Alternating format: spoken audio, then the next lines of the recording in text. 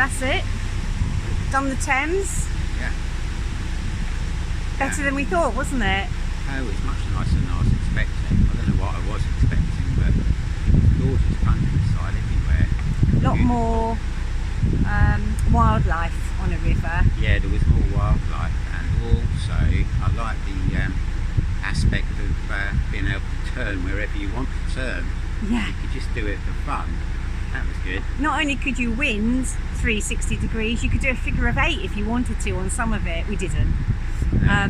The only thing is, because you're going faster and it's a bigger body of water, the tiller is pulling against your shoulder all the time, and after a couple of long days on it, I couldn't drive. On the third day, I just couldn't drive. My rotator cuff is gone. I am practicing steering with my left arm, which you can do on a river because you've got a lot more leeway on steering than you do on a canal. So I'm getting better at that, because when I've tried it before, my head's got really confused about left and right. But yeah, so we don't have to be worried about the Thames anymore. Having said that, I think you always need to be worried. well, cautious, I think. Cautious, yeah. The water levels are slightly lower than usual. There's been no wind whatsoever. We've had warm days. We've been with somebody else who'd already done it, and I think it was probably the absolute best conditions that you could have for going on the Thames. So if it was windy or if it was in flood, well, if it's in flood you're not allowed on it, but you know, it was perfect really, so we got really lucky there. It's pretty wild. So this is our first lock on the way in Arran, and it's a tricky one. I'll show you. So there was a slightly confusing set of circumstances here, and the navigation arrow goes over there. So we went around to the right, and there's these two big poles there, and immediately under the bridge is the lock, so we've had to come out again so that we can get it set. Okay, H has just said that the lock's set, so I'm going to try and get it through that bridge now. Here we go.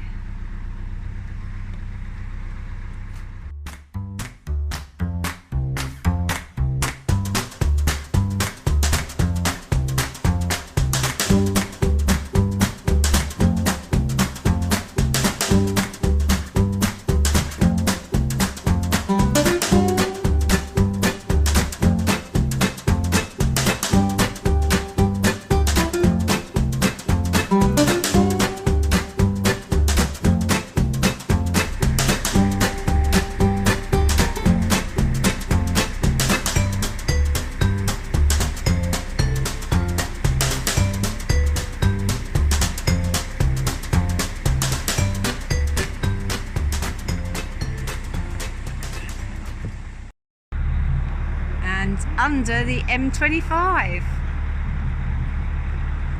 I'd rather be under it than on it.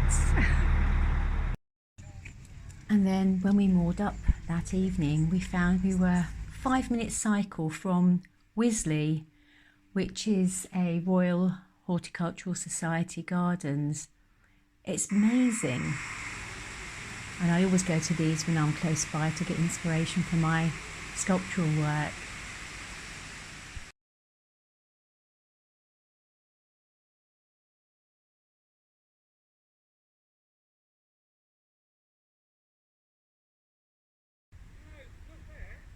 The Wey in Arran is mainly river, and it's got a lot of this weed, but it's beautiful. And I'm just cycling down to find a mooring spot today because it's very sandy soil and our pins are being pulled out where we are. So some fishermen have just told me there's some off to the next lock.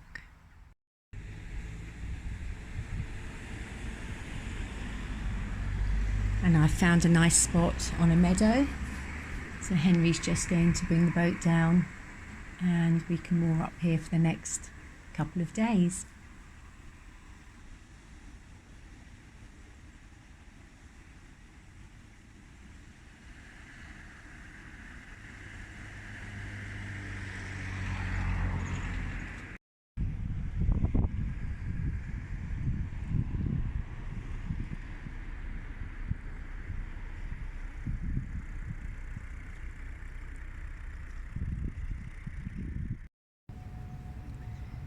We've been 3 days on the Wey and Arun now, and it's not a very long river from the Thames, but we're mooring at the end of it for winter, and we're creeping our way down really slowly because the weather is still lovely and it's a really nice place to be. You can see behind me that we're on a water meadow, and although they don't have arm cone, the mooring's not too bad. They've actually given us a list of mooring spots, and there's plenty of them. And it's because it's not a canal, there's a lot of wildlife here, and you can swim in the water, and I actually went in for a dip yesterday.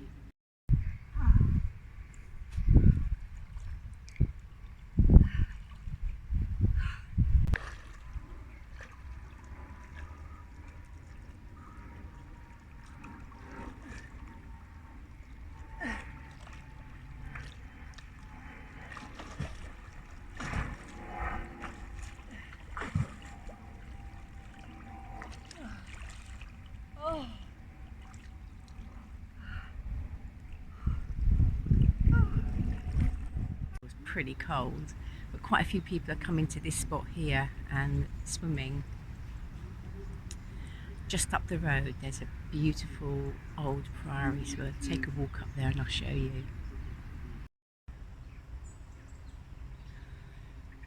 You can just see the priory there peeking through the trees.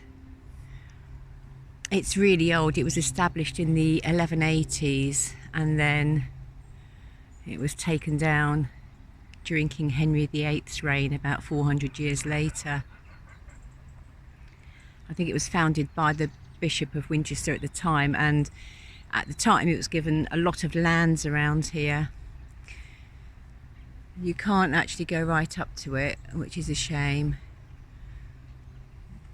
because it's on private land, but it's beautiful to glimpse it through the trees. These days it's a Grade 1 listed building.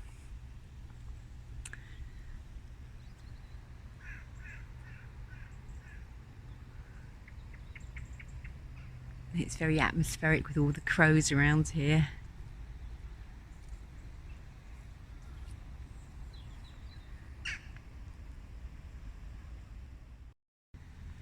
I think, as I mentioned before, this river is maintained by the National Trust rather than the Canal and River Trust. Oh, they're loud.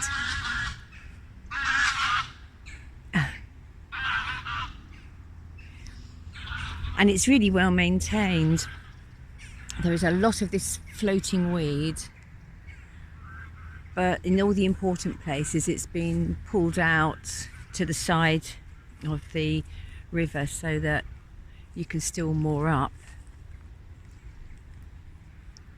There's lots of fish and water boatmen in the water, and it runs right through the sort of commuter belt to London, but it's really rural, and all of that is hidden except for the traffic, which you can hear occasionally in the distance.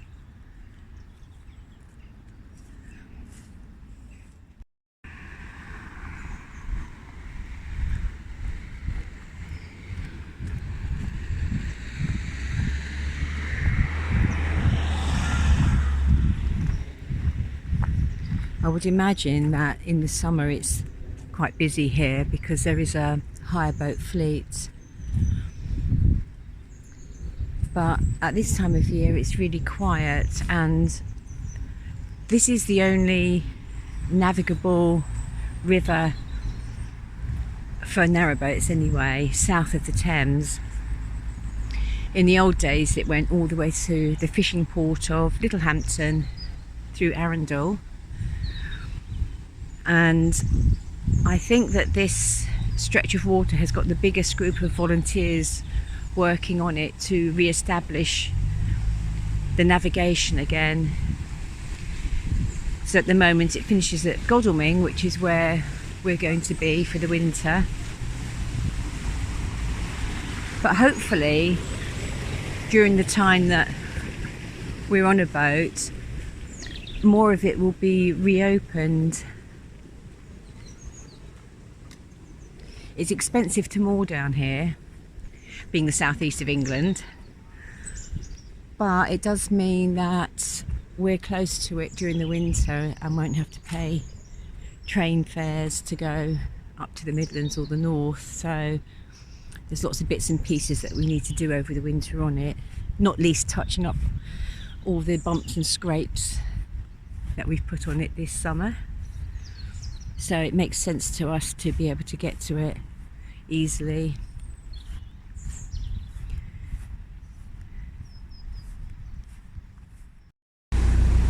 The locks on this stretch continue to be hectic, so I have to hold on to the rope at the back of the lock.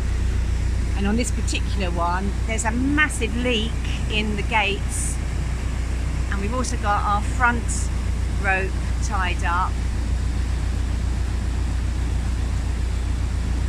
And what happens is the water comes in and it pulls you forward really hard, so that's why we've got so many ropes going on. Otherwise you get crashed against the front gates.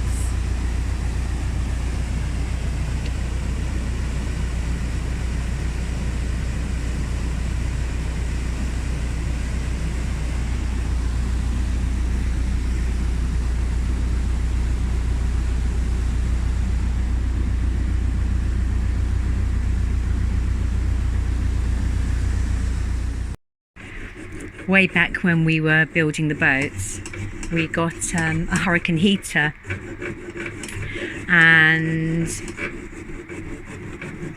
it didn't get fitted before we finished the boats, but Henry's been fitting it over the last couple of weeks, and then today he's tested it out, and unfortunately one of the push fit fittings down there has failed, and you have to hacksaw them out again. So another plumbing job for Henry. But the good thing is that after lots of testing and fiddling around, the heating is now working really well, which is good because we found a flaw on our stove.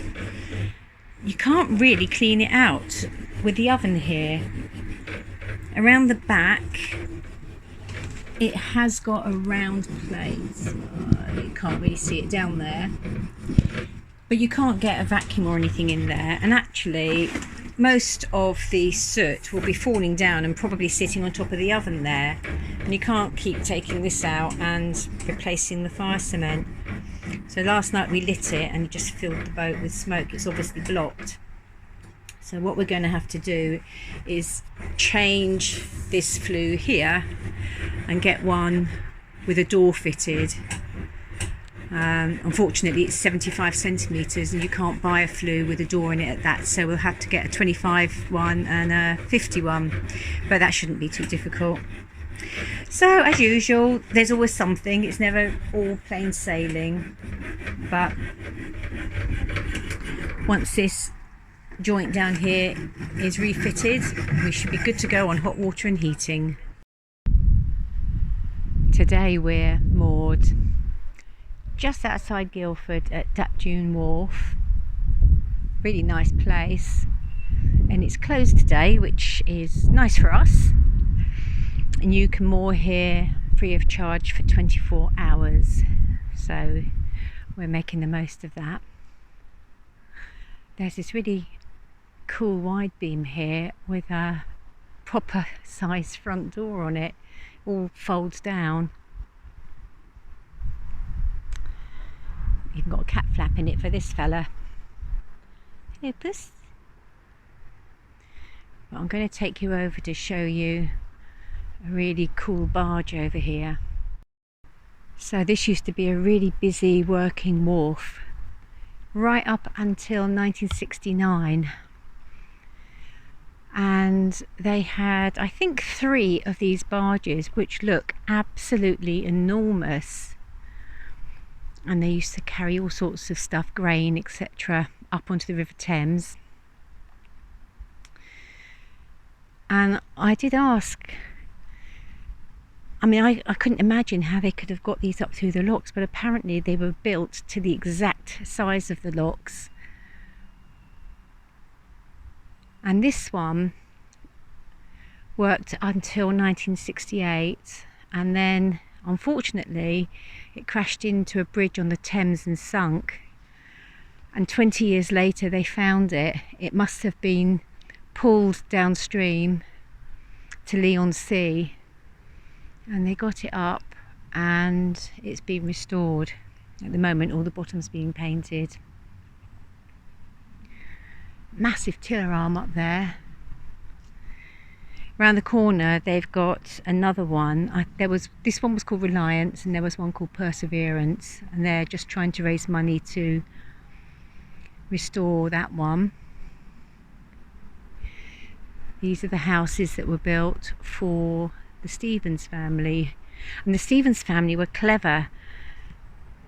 Originally, the original Stevens was a lock keeper on this stretch of water, and over the years they bought up, him and his sons, all the different stretches of the Wey navigation until they owned it all, and it was how they kept it profitable and running all that time when most other canals had given up the ghost.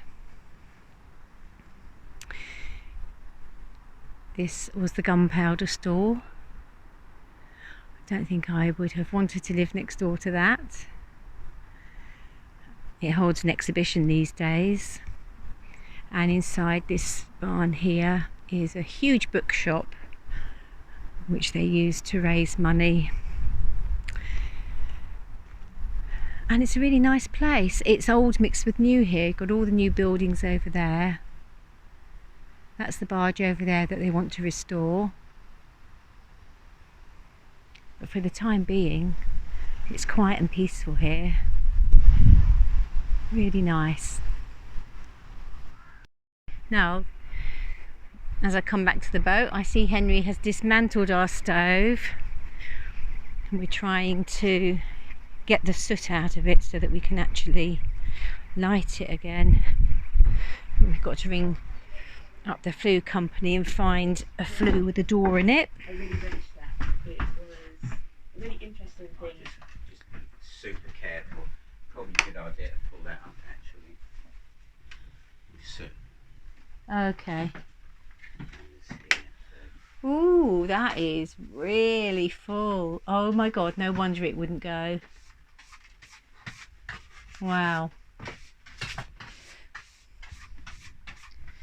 That was always going to be an issue, wasn't it, when you think about it?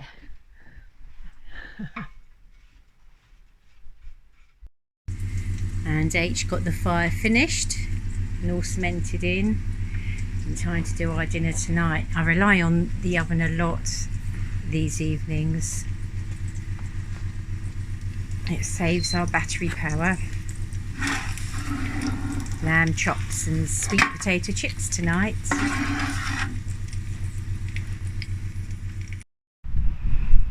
Well, that's it for this video. We'll have one more travelling video to go as we finish our trip on the Wey and Arran, and then come down into our winter mooring. So see you on the next one. Bye for now.